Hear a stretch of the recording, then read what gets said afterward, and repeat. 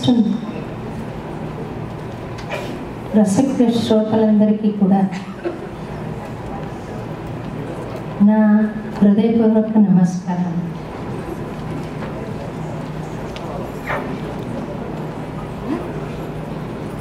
Houston అంటే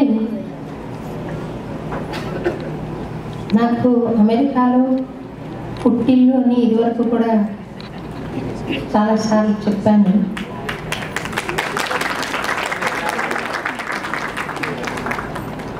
ఎందుకంటే ఇక్కడ మా అక్కయ్య ఉషా ముంగార, బావగారు అశోక్ ముంగార గారు ఇక్కడ చాలా ఏళ్ల క్రితమే, దశాబ్దాల క్రితం ఇక్కడ స్థిరపడటం, మీనాక్షి దేవాలయాన్ని ఆయన డిజైన్ చేయటం, తర్వాత తొలిసారిగా నేను అమెరికాకు వచ్చింది 89లో తానా మహాసభలకు హ్యూస్టన్కి వచ్చాను.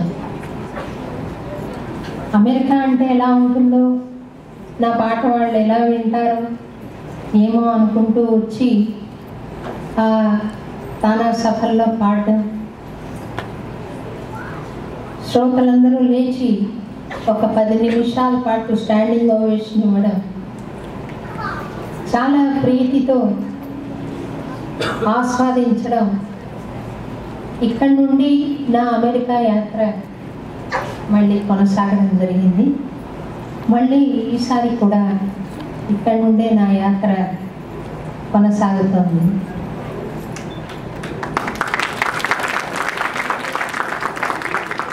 ఐదు సంవత్సరాల తర్వాత మళ్ళీ హ్యూస్టన్ నగరంలో అన్నమాచార్య కీర్తనలు మీ అందరికీ పాడి వినిపించే మహదవకాశం కలిగించిన స్వామికి నేను కృతజ్ఞతలు చెబుతున్నాను. తొలుతగా యువ సారథులు శ్రీ పసల రాజ్, దామోదర్ రెడ్డి, దేవి, వీళ్ళందరూ కూడా చాలా చక్కగా ఈ కార్యక్రమాన్ని రూపొందించారు, దీనికోసం కృషి చేశారు. నన్ను డ్రైవ్ చేసి తీసుకొస్తుంటే వాళ్ళతో మాట్లాడే అవకాశం నాకు కలిగింది. రాజ్ పసల గారికి చాలా అభ్యుదయ భావాలు ఉన్నాయి.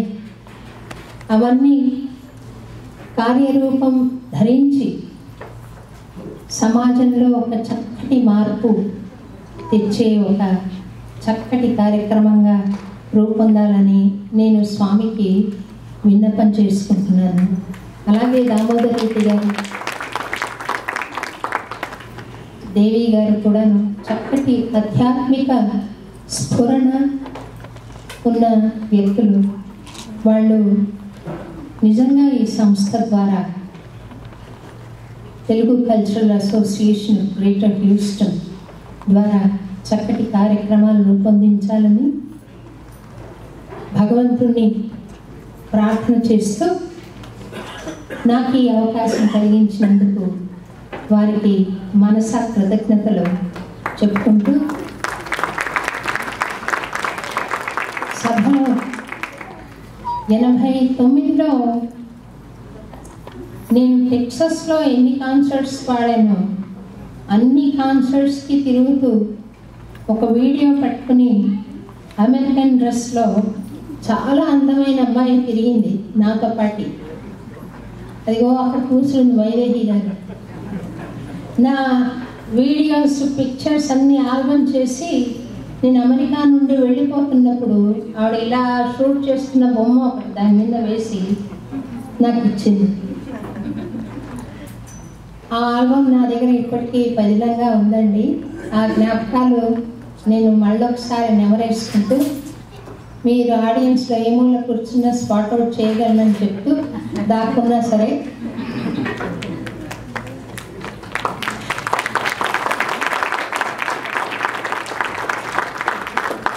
అలాగే చిట్టెన్ రాజు గారు నా స్నేహితురాలికి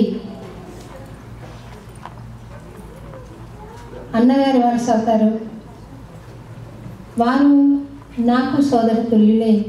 వారు రావడం కానీ, ముత్యాల పద్మశ్రీ గారు తానా ప్రెసిడెంట్గా ఉండగా నన్ను ఒకసారి పిలిపించారు అన్నమాచార్య సంకీర్తన గానానికి, తానాలో పాడడానికి. చాలా చక్కటి అవకాశం ఇచ్చారు.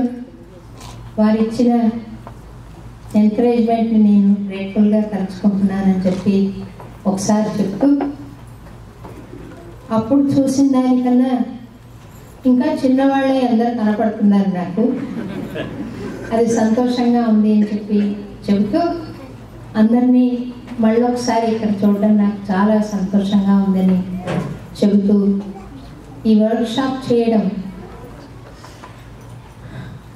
నాకెంతో ఆనందంగా ఉంది. నేను కష్టపడలేదు. 3.5 గంటలు అంటున్నారు రాజు పసల గారు. నాకు ఎలా గడిచిపోయిందో నాకు తెలియదు. నేను వాళ్ళతో పాటు నవ్వుతూ, ఆడుతూ, పాడుతూ, వాళ్ళకి చెప్పి నేను కూడా నేర్చుకుంటూ ఉంటాను కొన్ని విషయాలు, ఇంటరాక్ట్ అవుతూ. చాలా చక్కగా పాడారు అందరూ. ఆ పిల్లలందరికీ మనస్ఫూర్తిగా ఆశీస్సులు తెలుపుతూ, ఏదో విద్యలు నేర్పించకుండా అన్నమాచార్య కీర్తనలు నేర్పాలని వాళ్ళ తల్లిదండ్రులు ఇక్కడికి వచ్చారే, చాలా దూరాభారాలు డ్రైవ్ చేసుకుని టైం తీసుకుని వారి సంస్కారాన్ని అభినందిస్తూ ఈ కార్యక్రమాన్ని ప్రారంభిస్తానండి.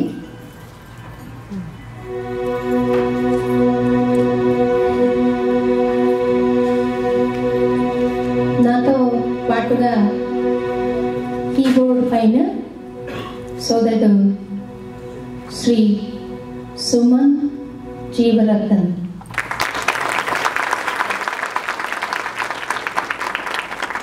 తబలా పైన Chiranjeevi Suresh Prasad నత్తల,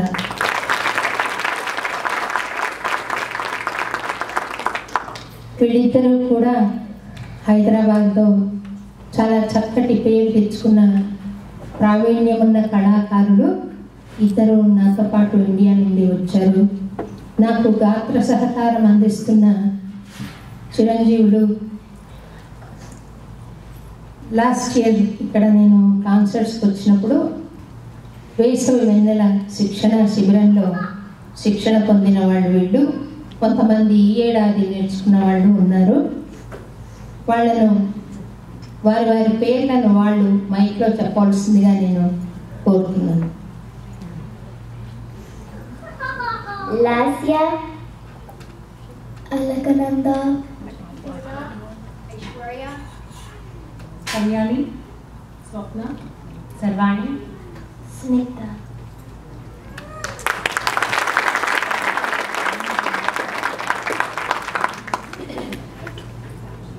I think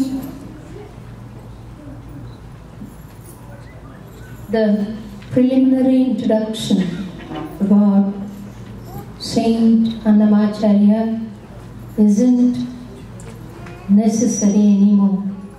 Am I right? Yes. Yes. But one thing